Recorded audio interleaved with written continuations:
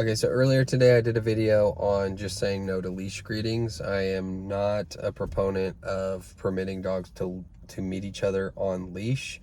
So I went over a couple different reasons why that is and why that's typically not a blueprint for success.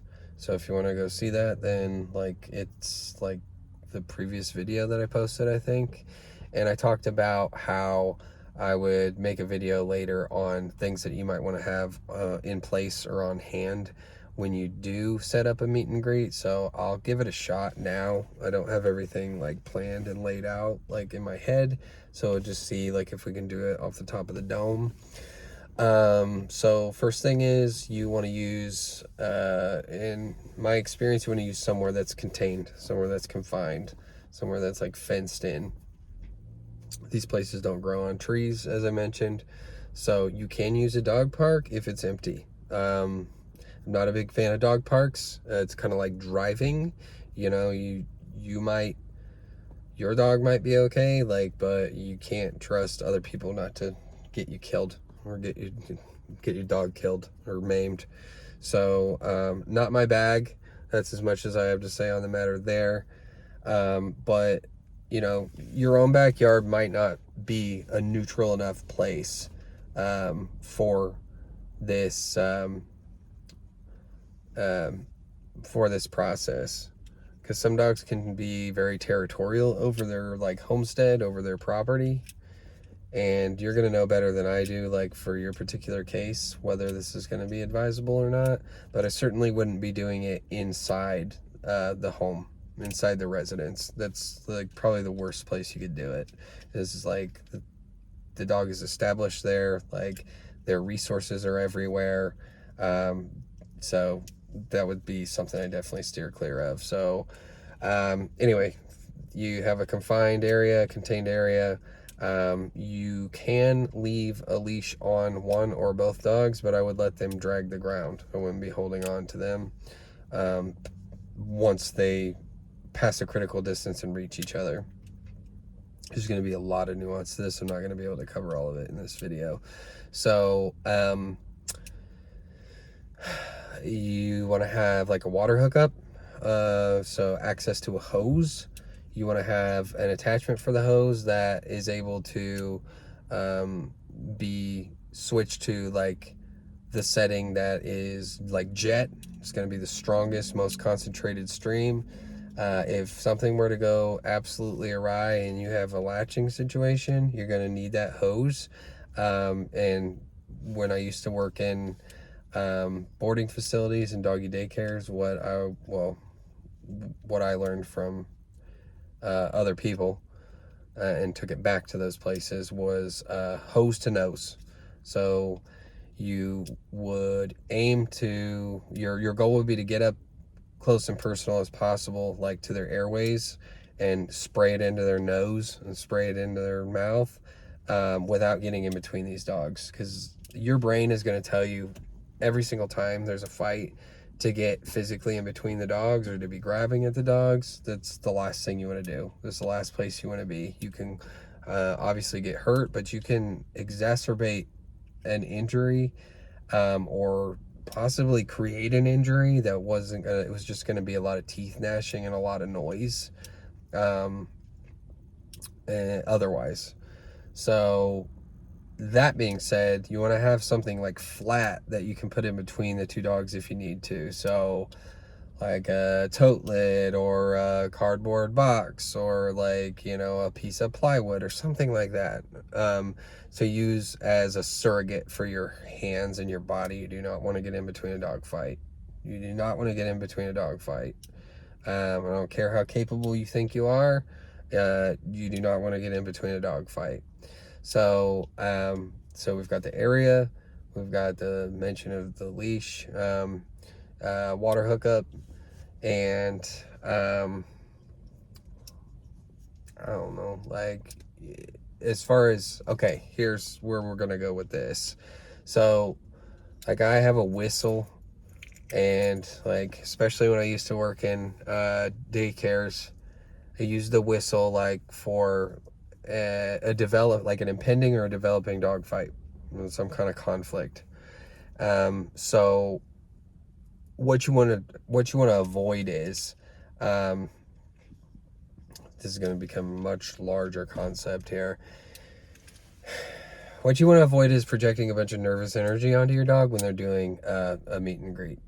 So as hard as I tried to convey this to like other people throughout my career, when you have a social engagement that's unfolding between two dogs, if you're not sure how it's going to go, it's not going to help the situation to say like, hey, be nice, leave it, like, their name Sammy. Okay, that is going to be really influential upon their decision making, and how that interaction is going to go. Like, you're going to get in their head, and like that's going to that's not going to help the situation. So like, you need to shut up. You need to shut up and anticipate. So you want to plan for like and anticipate a conflict, but you don't want to create it. Like, there's nothing like a self-fulfilling prophecy. So like if the dogs do get like into, okay, first thing, let's take a pit stop at like what we call checking. Sorry, I had low battery there. If a dog checks the other dog, that means they're going to snap the air around them. So that's going to be a near bite. And that's totally fine. If your dog is growling, if your dog is snarling, like a lip snarl, if your dog checks another dog, or vice versa, don't panic and don't fly in and like, don't fly in and interrupt it necessarily. You want to see what the other, like the recipient of that correction does. So like, they may in fact not take that correction in stride, but do not correct the corrector. Do not correct the corrector. Like, this is so, like, it's intuitive for a human being to do, but like, you are absolutely sabotaging this process. Like, what they're wired, like generally how they're wired to communicate and to avoid escalation of aggression, like this is all involved in that process. So do not correct the corrector. Do not tell them that you're not allowed to warn other dogs, because when they stop warning, they're just going to bite. So heed that advice, please. But if there is something where you feel like you need to like interrupt, you want to once again kind of stay neutral about it. I don't use names. I don't use like reprimands or anything like that. But like, typically what I'll do if I think like a dog is like on their way to, or they have put their mouth like on the other dog, like with too much pressure, as I'll go, like, I don't know, it might be one, it might be a couple, like to try to interrupt that and try to kind of advocate for that dog that's like the recipient, to try to interrupt it, because usually it grabs their attention. I mean, it's not going to be 100% of the time. Like, and then again, I got the whistle, like if I need to like make a bunch of noise, that's like, it's neutral. It doesn't like target one dog or the other. It doesn't make them feel like, you know, it's as neutral as possible.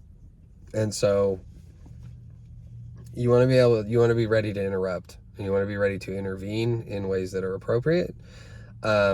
So again, that word salad of advice, see if you can follow that logic. But something else to keep in mind real quick as we're approaching a 10-minute video is, if the dogs are like having a decent time, if they come over to you and you see both like heads, both snouts in the same general vicinity, and they're vying for your attention, you ignore them and you walk away. Like, it's going to be intuitive to like pet both dogs, to like show them, to demonstrate to them that like everyone's equal here, but like it just doesn't work that way. So like, you're more of a resource, and in that situation, you want to be neutral, and you just want to ignore them and remove yourself from the equation, but keep an eye on what they're doing and how things are progressing. But don't involve yourself. Don't let them involve you that way, because it is a common pitfall where like the dogs will come over and engage with you together, and then will compete over you. They will get jealous, for lack of a better scientific term, or possessive. You might see some like resource guarding or possessive aggression. So that's probably the last thing I want to say. Again, I just kind of jumped in and did this one like totally impromptu. So hopefully you benefit from that. If you were able to make it through, if you have any questions, let me know. Thanks.